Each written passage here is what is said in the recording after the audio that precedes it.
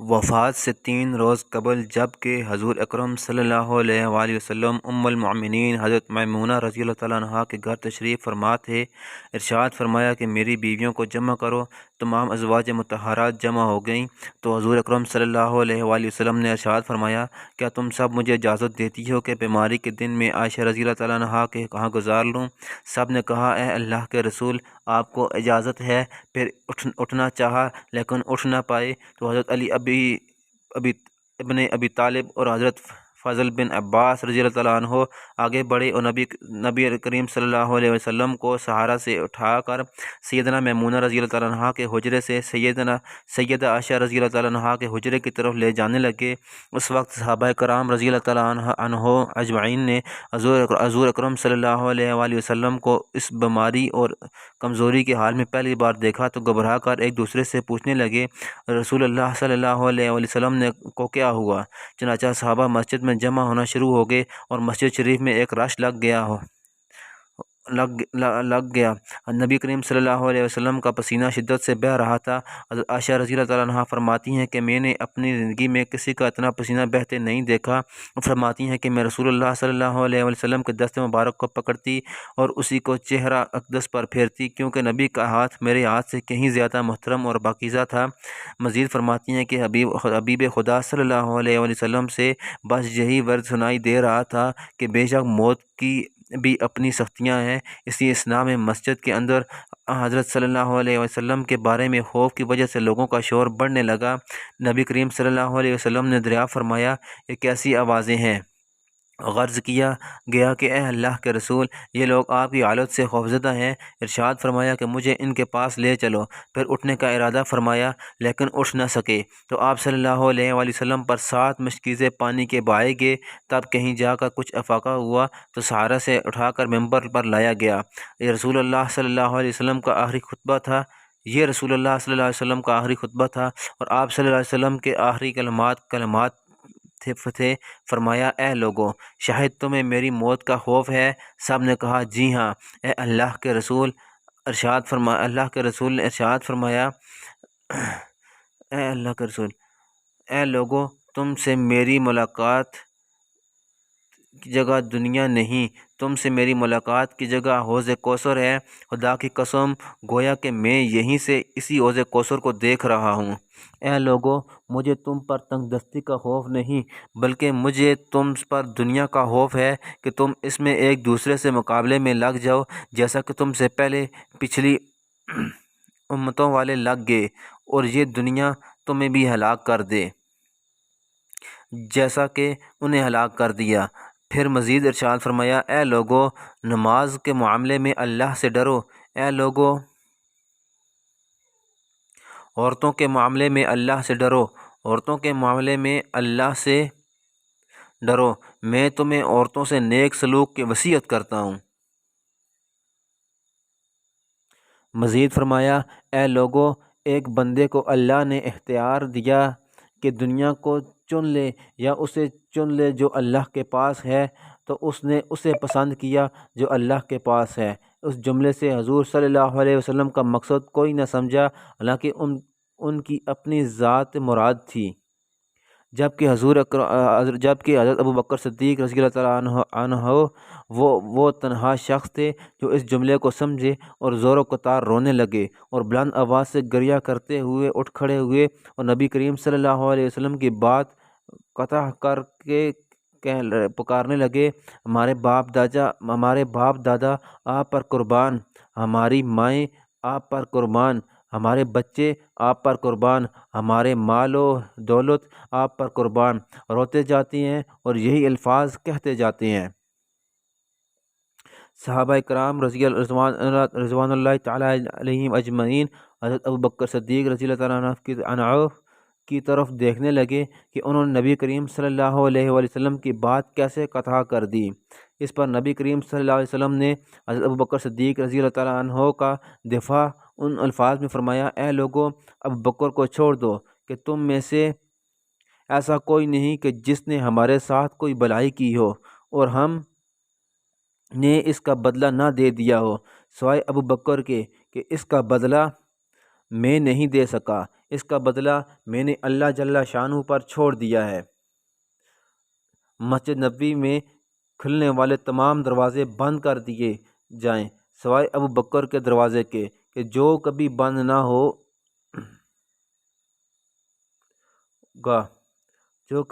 نہ ہوگا۔ آخر میں اپنی وفات سے قبل مسلمانوں کے لیے آخری دعا کے طور پر ارشاد فرمایا، اللہ تمہیں ٹھکانہ دے، تمہاری حفاظت کرے، تمہاری مدد کرے، تمہاری تائید کرے۔ اور آخری بات جو ممبر سے اترنے سے پہلے امت کو مخاطب کر کے ارشاد فرمائی وہ یہ کہ اے لوگو، قیامت تک آنے والے میرے ہر ایک امتی کو میرا سلام پہنچا دینا۔ پھر نبی کریم صلی اللہ علیہ وآلہ وسلم کو دوبارہ سہارا سے اٹھا کر گھر لے جایا گیا۔ اسی اثناء میں حضرت عبد الرحمن بن ابی بکر رضی اللہ تعالیٰ عنہ حضور اقدس میں حاضر ہوئے اور ان کے ہاتھ میں مسواک تھی۔ نبی کریم صلی اللہ علیہ وآلہ وسلم مسواک کو دیکھنے لگے،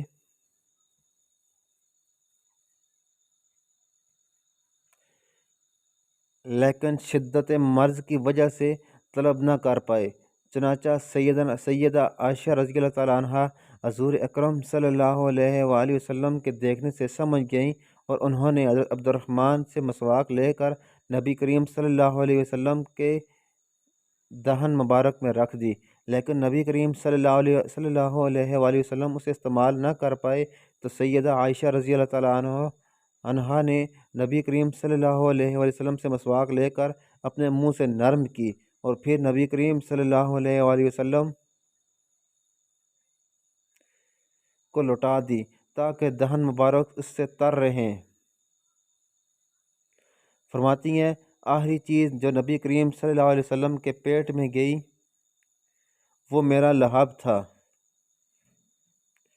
اور یہ اللہ تبارک و تعالیٰ کا مجھ پر فضل ہی تھا کہ اس نے وصال سے قبل میرا اور نبی کریم صلی اللہ علیہ وسلم کا لحاف دہن یکجا کر دیا۔ ام المؤمنین حضرت عائشہ صدیقہ رضی اللہ تعالیٰ عنہ مزید ارشاد فرماتی ہیں پھر آپ صلی اللہ علیہ وسلم کی بیٹی فاطمہ تشریف لائیں۔ فاطمہ رضی اللہ تعالیٰ عنہ تشریف لائیں اور آتے ہی رو پڑیں کہ نبی کریم صلی اللہ علیہ وسلم اٹھ نہ سکے، کیونکہ نبی کریم صلی اللہ علیہ وسلم کا معمول تھا کہ جب بھی فاطمہ رضی اللہ تعالیٰ عنہ تشریف لاتی تو نبی کریم صلی اللہ علیہ وآلہ وسلم ان کے ماتھے پر بوسہ دیتے تھے۔ حضور صلی اللہ علیہ وسلم نے ارشاد فرمایا اے فاطمہ قریب آ جاؤ۔ پھر حضور صلی اللہ علیہ وسلم نے ان کے کان میں کوئی بات کہی تو حضرت فاطمہ اور زیادہ رونے لگیں۔ انہیں اس طرح روتا دیکھ کر نبی کریم صلی اللہ علیہ وسلم نے پھر فرمایا اے فاطمہ قریب آؤ۔ دوبارہ ان کے کان میں کوئی بات ارشاد فرمائی تو وہ خوش ہونے لگیں۔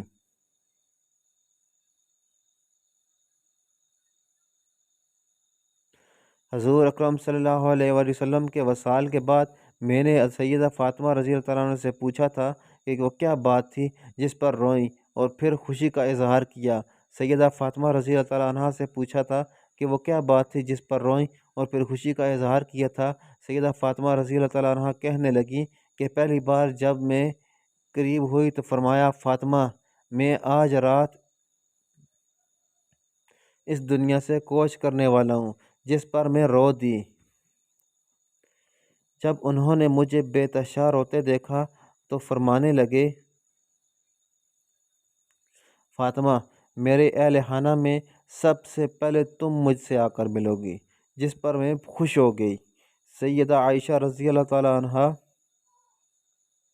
فرماتی ہیں پھر نبی کریم صلی اللہ علیہ وسلم نے سب کو گھر سے باہر جانے کا حکم دے کر مجھے فرمایا عائشہ میرے قریب آ جاؤ۔ حضرت صلی اللہ علیہ وسلم نے اپنی زوجہ مطہرہ کے سینے پر ٹیک لگائی اور ہاتھ آسمان کی طرف بلند کر کے فرمانے لگے مجھے وہ اعلیٰ و عمدہ رفاقت پسند ہے۔ صدیقہ عائشہ رضی اللہ تعالیٰ عنہ فرماتی ہیں میں سمجھ گئی کہ انہوں نے آخرت کو چن لیا ہے۔ جبرائیل علیہ السلام خدمت اقدس میں حاضر ہو کر گویا ہوئے یا رسول اللہ صلی اللہ علیہ وسلم، ملک الموت دروازے پر کھڑے شرف باریابی چاہتے ہیں۔ آپ سے پہلے انہوں نے کسی سے اجازت نہیں مانگی۔ آپ صلی اللہ علیہ وسلم نے فرمایا جبرائیل اسے آنے دو۔ ملک الموت نبی کریم صلی اللہ علیہ وآلہ وسلم کے گھر میں داخل ہوئے اور کہا السلام علیکم یا رسول اللہ، مجھے اللہ نے آپ کی چاہت جاننے کے لیے بھیجا ہے کہ آپ دنیا میں ہی رہنا چاہتے ہیں یا اللہ سبحانہ تبارک و تعالیٰ کے پاس جانا پسند کرتے ہیں۔ فرمایا مجھے اعلیٰ و عمدہ رفاقت پسند ہے، مجھے اعلیٰ و عمدہ رفاقت پسند ہے۔ ملک الموت حضرت صلی اللہ علیہ وسلم کے سرہانے کھڑے ہوئے اور کہنے لگے اے پاکیزہ روح، اے محمد بن عبداللہ کی روح، اللہ کی رضا اور خوشنودی کی طرف روانہ ہو، راضی ہو جانے والے پروردگار کی طرف جو غضبناک نہیں۔ سیدہ عائشہ رضی اللہ تعالیٰ عنہ فرماتی ہیں پھر نبی کریم صلی اللہ علیہ وسلم ہاتھ نیچے آ رہا اور سر مبارک میرے سینے پر بھاری ہونے لگا۔ میں سمجھ گئی کہ حضور صلی اللہ علیہ وسلم کا وصال ہو گیا، مجھے اور تو کچھ نہیں آیا، سو میں اپنے حجرے سے نکلی اور مسجد کی طرف کا دروازہ کھول کر کہا کہ رسول اللہ کا وصال ہو گیا، رسول اللہ کا وصال ہو گیا۔